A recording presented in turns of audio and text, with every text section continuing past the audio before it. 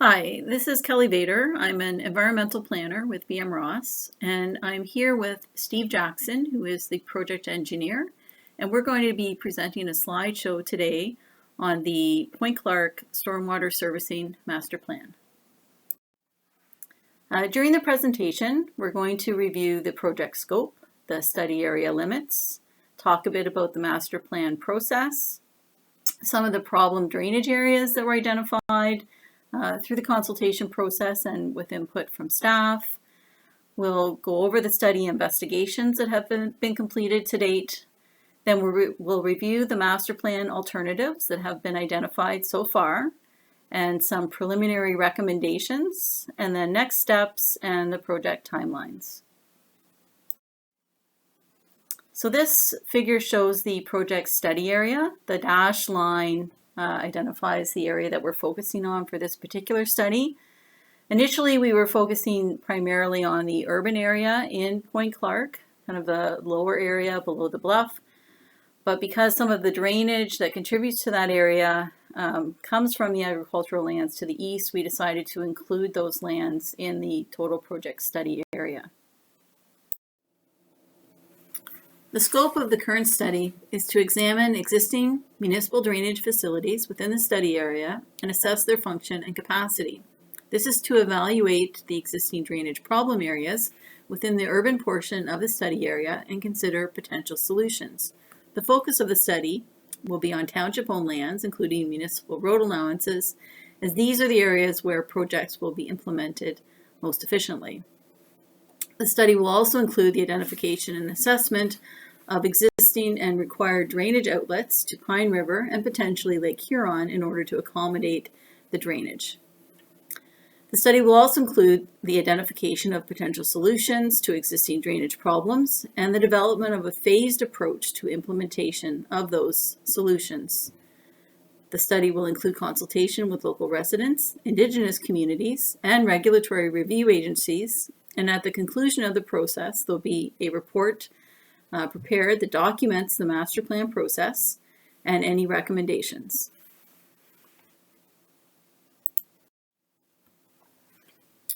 The master plan process is an approved planning process under the municipal class environmental assessment, which takes a system-wide approach to planning, relating infrastructure either geographically, in this case the Point Clark urban area, or by function, looking at just the drainage infrastructure within that area. And through the master plan would recommend a series of projects to be implemented over an extended period of time. Typically, master plans are implemented over a 15 to 25-year time frame, and over that period they would be periodically updated to ensure that the recommendations are still valid. The master plan would address at minimum the first two phases of the municipal class EA process, but can also cover other phases. And at the conclusion, recommends an infrastructure master plan, which can be implemented through the completion of separate individual projects. We thought it would be helpful to provide some explanation on the difference between what a master plan is versus a Drainage Act project. There were a number of previous attempts in this area to implement drainage improvements using the Drainage Act, and we're going to provide a bit more information about those later on in the presentation. But we just thought it would be helpful to provide some distinction between these two planning processes. So a master plan is a study process which allows the proponent to consider multiple projects, which I described previously, and implement them over a longer time period, the 20 to 25 years. With the Drainage Act, it's an actual piece of provincial legislation that typically considers one problem area needing drainage. It's difficult to incorporate multiple sort of problem areas through the Drainage Act.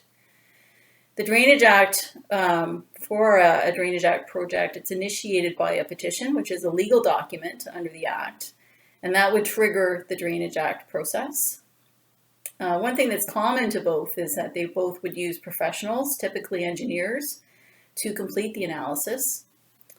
Master plan projects are generally focused on municipal infrastructure and are typically financed through municipal funds, whereas Drainage Act projects are financed by properties located within the area that requires drainage, There is a 1/3 provincial grant, but that only applies to agricultural lands, and the municipality would pay their share of that project, equivalent to any lands that they own or their share of the roads.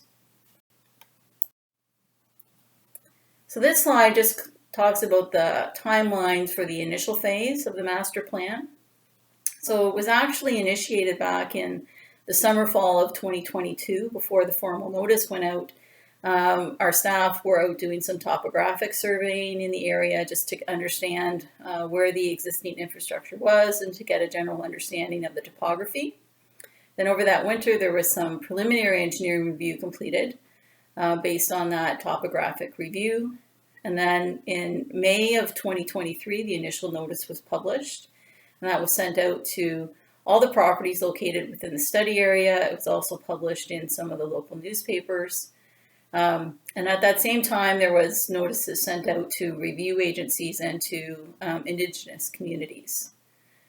That summer, we received input from residents that resulted from that initial notice, and we collected all of that information and documented it. And then just this summer in August, there was some test pits installed where piezometers were placed within sort of throughout the study area, and we show those locations later on in the presentation. And then this fall, there's going to be some additional survey work done just to give us a bit more information to help us to evaluate some of the alternatives that we present later on in the presentation. And then we identified some preliminary recommendations, which we'll be discussing, and then we have the public meeting. So we thought it would also be helpful to talk a bit about the physiography of Point Clark. For those of you unfamiliar with that term, it's just basically the physical geography of Point Clark. There's a book called The Physiography of Southern Ontario by Chapman and Putnam, which was published, I think, earlier than 1984, but the original, the most recent copy was from 1984.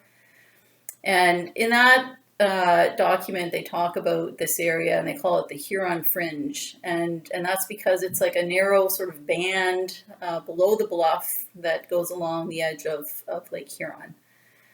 During the Ice Age, when this whole area was covered with glaciers, some of these glaciers, as they melted and as the Ice Age finished, were blocked, and larger glacial lakes were formed. And one of these was called Lake Algonquin, and it covered the entire area where Lake Huron is and extended further than that. And it's that shore cliff of Lake Algonquin which forms the sort of eastern edge of the Point Clark urban area, which is the limit of the study area. And below that Lake Algonquin cliff, as Lake Algonquin receded, there were gravel ridges and sand dunes that were formed, and they were formed sort of parallel to that glacial shore cliff. And these dune and gravel ridges that run parallel is where the drainage runs, and that's typically from the north to the south. And you'll see in some of the later slides that we show, which display the elevations, how water collects within these ridges and generally flows north and south, but it's quite flat within those areas, and it's difficult to get drainage out of this area just because of this, the physical geography and how these areas were formed. Thanks, Kelly. It's Steve Jackson speaking now. On this slide, we see the general problem areas that are identified by municipal staff as well as local residents. In the study, we're calling the North Problem Area the zone in the area of St. Arnaud and Lake Rains Drive, and we're calling the South Problem Area the zone in the area of Birch Crescent. So based on that feedback from residents as well as staff knowledge, so in the North Problem Area, so it's primarily driven from runoff from lands to the east causing flooding. So it's water coming from the agricultural areas down over the bluff and down. And it really has to do with the lack of capacity in the roadside ditches as well as the existing drainage infrastructure. And that's different from the South Problem Area. So in the South Problem Area, that's primarily driven by water that rain and snowmelt that lands within the problem area that isn't able to get away. And so there were some comments from the residents that felt that new development was aggravating some of the existing drainage issues and impacting the functioning of the septic systems. We also note just the lack of roadside ditches, and there isn't an overall drainage plan for the area, as well as just being no outlet for those low-lying areas that flood regularly following rainfall events and in spring. So this certainly isn't the first investigation into water-related issues in this portion of Point Clark. There were a number of previous investigations, which I'm going to talk about next. In the south problem area, the earliest drain report investigation that we're aware of was in 1976. There were some alternatives looked at, including nearly 3,000 feet of closed drain. So that project was set up, but it was eventually abandoned and never constructed. And later, coincidentally 10 years later, in 1986, Mr. Clark from Maitland Engineering Services Limited, he also was looking at some alternatives to get the surface water to the lake. And in the end, that drainage plan was considered to be impractical and not taken any further. In 2019, there was a drainage petition in the South Problem area. So it was signed by 39 property owners. Dietrich Engineering was appointed by the township. So the petition was determined not to be valid. Not all the property owners signed, and some withdrew their names, as well as some residents did not realize that they were responsible for engineering costs incurred if the drain does not proceed. As far as the agricultural land goes, so they were talking about the lands to the east. So there's the Prynne Drain, which was in 1995. So that discharges to Clark Creek, as well as the Nesbitt Drain, which was in 2016, so it discharges to the Pine River east of Baseline Road, as well as the Clark Creek Municipal Drain, which was last done in 2021, which, as the name states, discharges to Clark Creek, just south of the study area. The large portion of the agricultural lands that do drain along St. Arnaud are not currently a municipal drain. Next, we will talk about the investigations that were completed as part of this study. So one of the first questions that limits both, I guess, some opportunities to get water away as far as also some technical limitations as far as actually implementing the alternatives is where the location of the current groundwater exists. So on this map, we show locations of where 5 test pits were put to determine the water table. So the test pits were excavated to understand the soil composition and the groundwater levels. One of the key things here is to determine the potential or lack of potential, depending on the water level, for infiltration as a stormwater drainage outlet. So the excavations were supervised by a local hydrogeologist with knowledge of the area. So piezometers were installed with each test pit, so groundwater levels will be monitored to document seasonal changes. So for those that aren't familiar with piezometers, it's just a way, I'll call it quite simply a pipe in the ground so that that water level can be measured at later points in time. So each site will be surveyed to record the geodetic elevation. So part of this study, as well as others, is to collect any and all available data that is pertinent. So we did review the existing infrastructure details from township staff, the infrastructure survey we did complete to confirm basically details that include things like the pipe inverts and sizes, where there were ditches to understand the ditch gradients and their current condition, and as well as the location and condition of existing outlets. We did a review of digital elevation information and drainage reports, and that helped to determine the drainage catchments, as well as we did some site observations to confirm the desktop review. And the last item there we have is provincial LiDAR data. So one of the big drivers to this study is having good elevation data. And the province just in September released LiDAR data for the area that was completed last year. LiDAR is a remote sensing technique that uses lasers to measure features on the ground. So LiDAR data is superior to other remote sensing methods because it can collect surface features present below forested areas and other vegetated landscapes.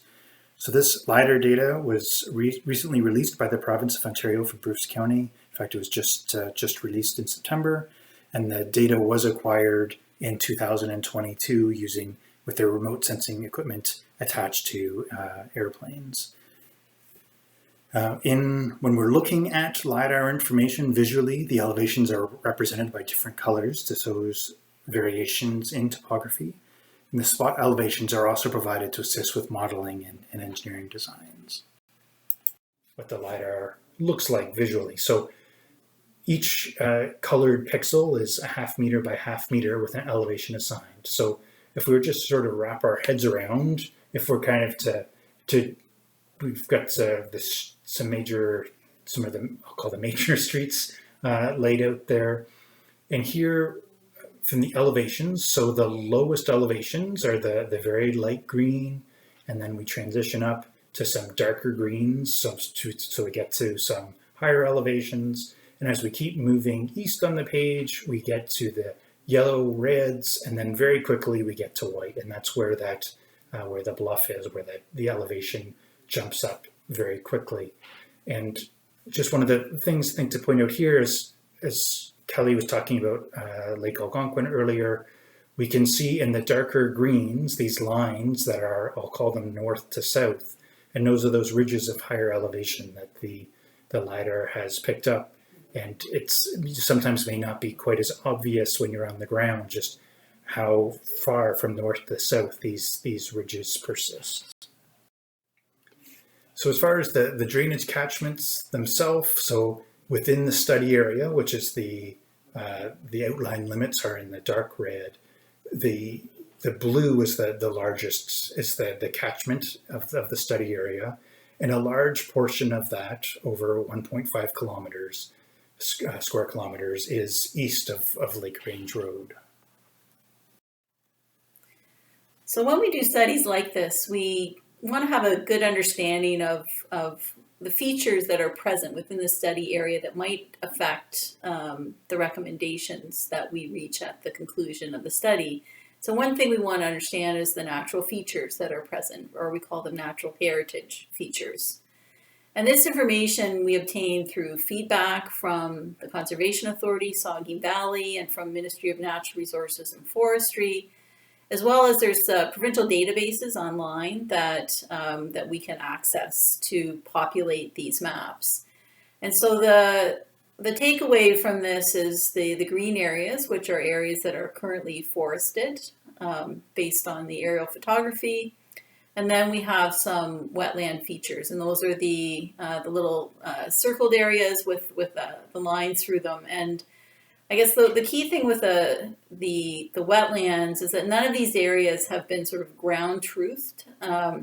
So this information we got from the provincial databases, and this could be historic information. We're not sure if all of these wetlands are actually present on the landscape, but it does give us an indication that they are potentially there. And so if we had a recommendation that could impact these wetlands, this would trigger our further investigations just to look at how those recommendations could impact that feature.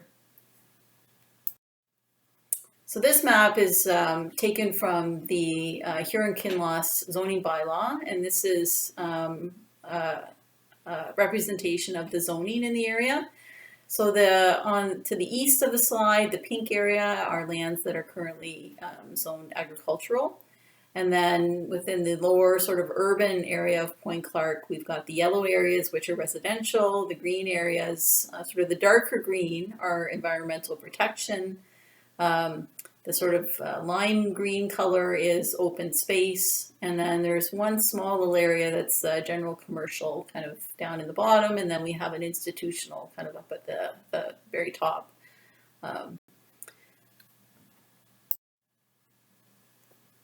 Great. So moving through to plan alternatives. So if we look at the north area first, so primarily that, if you think of that St. Arnaud, the area where the drainage is coming from the agricultural area, Before we talk about alternatives, first is revisiting, just the problem statement. So our problem statement is existing drainage infrastructure is insufficient in size and capacity to accommodate existing and expected development and impact related to climate change. So for alternative 1, that's investigating storage opportunities east of Lake Range Road Drive. So either storing or infiltrating the water before, or a portion of it before it crosses Lake Range Drive. Alternative 2 is installing larger capacity storm sewer and CNR node in the road allowance, outletting to Pine River.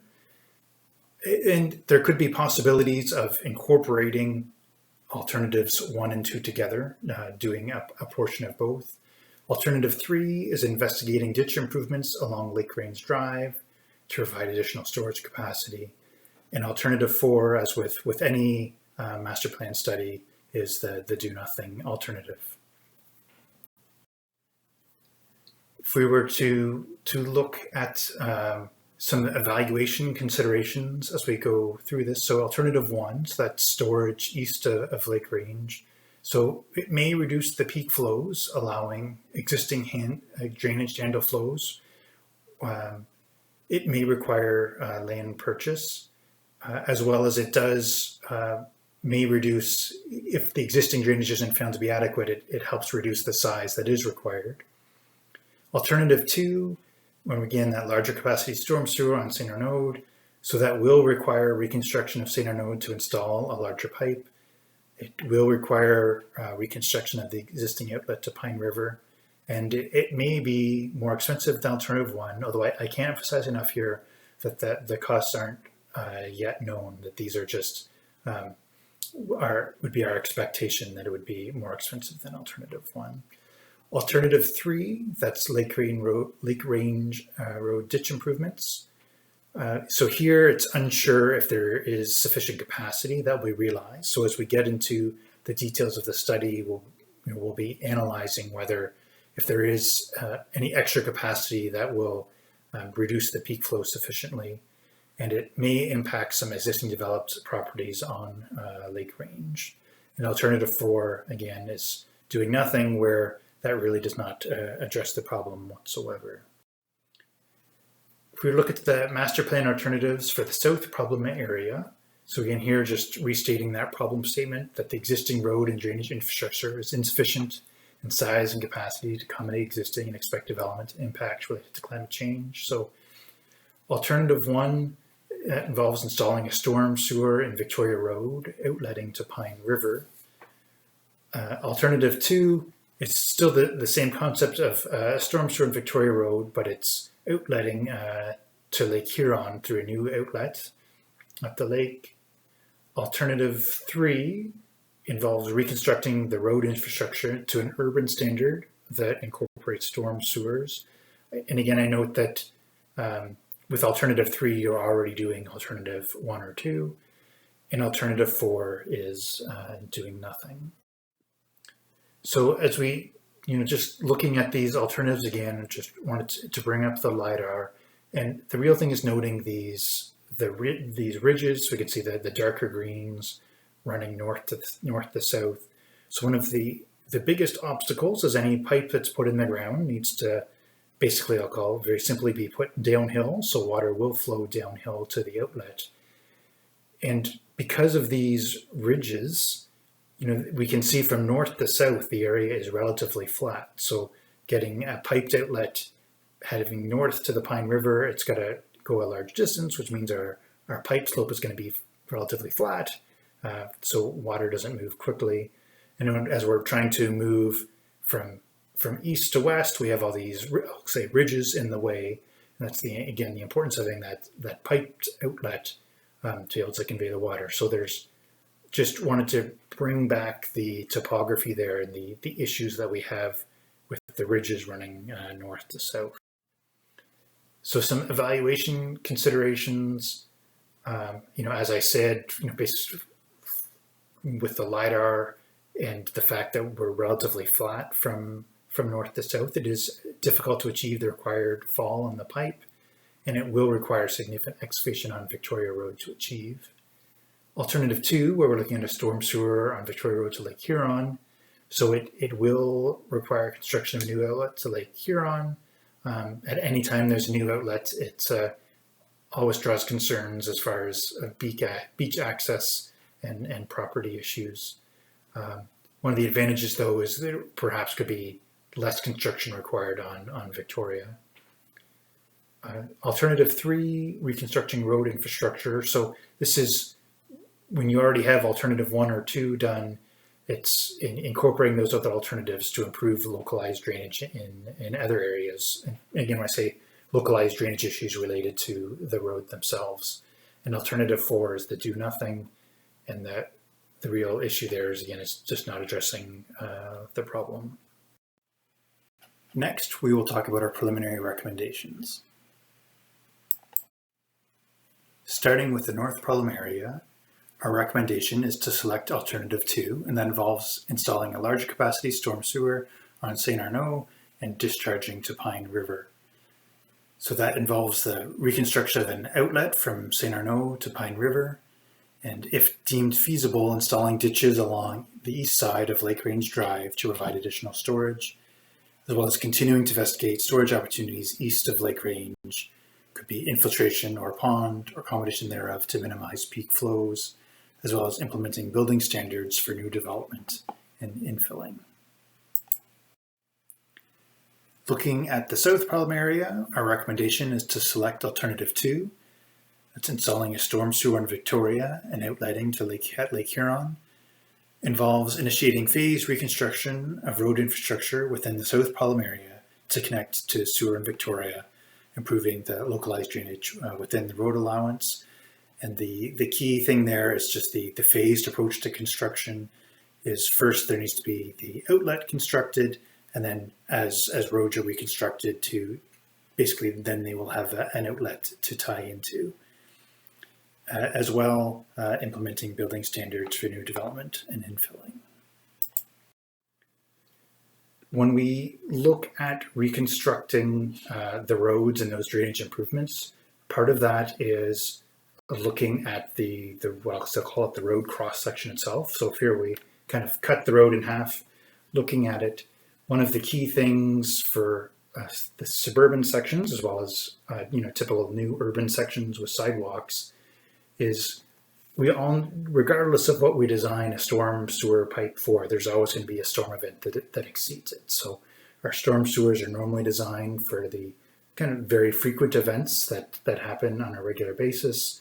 And when events exceed that, the idea is you have a road cross section so that the water that lands within the road allowance, then is within the road allowance, stays on it and flows through it rather than basically moving out and impacting private property. So part of that suburban road cross section involves cutting the road down to keep that major overland flow within the road allowance. The key thing there is, again, knowing that it has to be all part of a larger plan. That water within that road needs somewhere to go, which is another road and another road, and then eventually the outlet.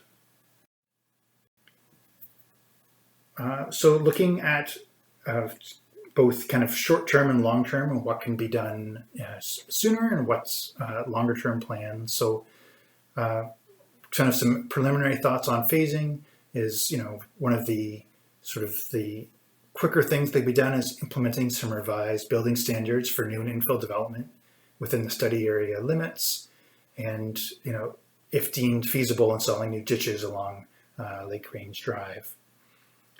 Some longer term measures, some things that are going to take, unfortunately, longer to achieve, is installing a new storm sewer on Victoria Street with outlet to Lake Huron, installing a larger capacity sewer on St. Arnaud with outlet to Pine River, and implementing a phasing plan for road reconstruction in the south problem area to take advantage of that new outlet, Lake Huron, as well as continuing to investigate storage options upstream of Lake Range Drive.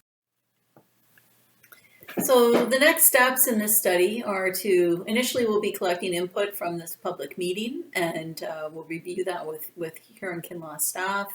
We're also going to be sending correspondence to First Nations and review agencies with some of the information that we're presenting to you as this presentation, so that we can also get input from those groups to help us with making decisions later on. We'll be working on the hydraulic model that using this new LiDAR data, as well as some of the topography that we've collected previously. And that ultimately is to work on that engineering design so we can come up with some preliminary cost estimates.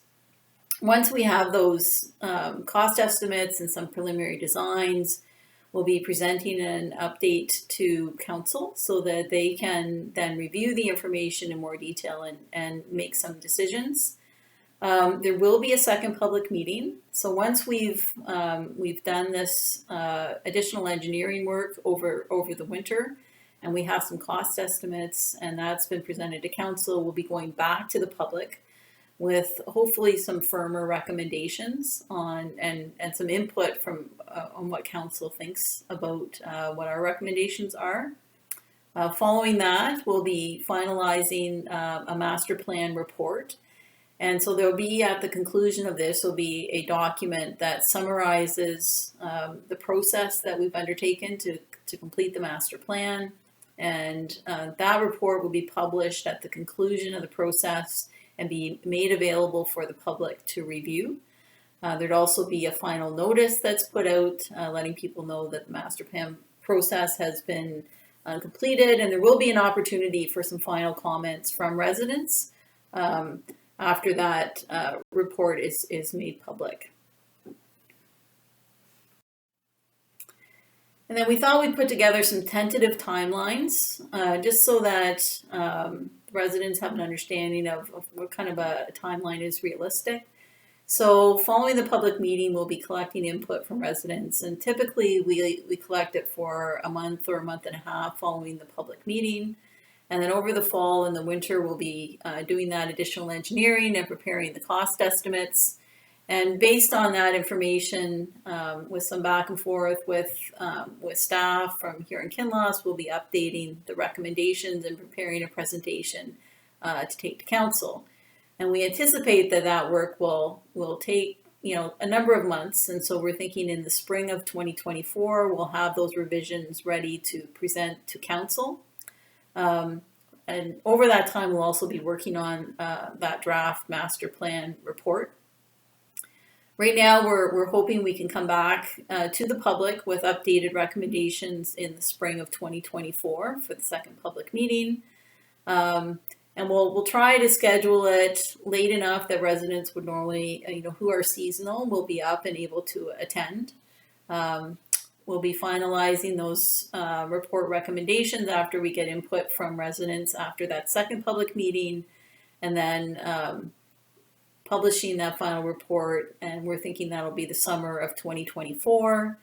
As far as the actual implementation, it could occur as early as 2025. Once we've finalized everything, there's time needed to finalize engineering designs and put projects out to tender. So early 2025 would probably be the earliest that anything would actually be implemented. That's the end of the presentation. If you have any questions, you can submit them through the Huron-Kinloss website at Have Your Say HK, or you can contact me, Kelly Vader, directly at kvader@bmross.net. If you do have any questions that you want to submit for the public meeting and you're unable to attend in person, you can submit those through those same contacts. Thank you.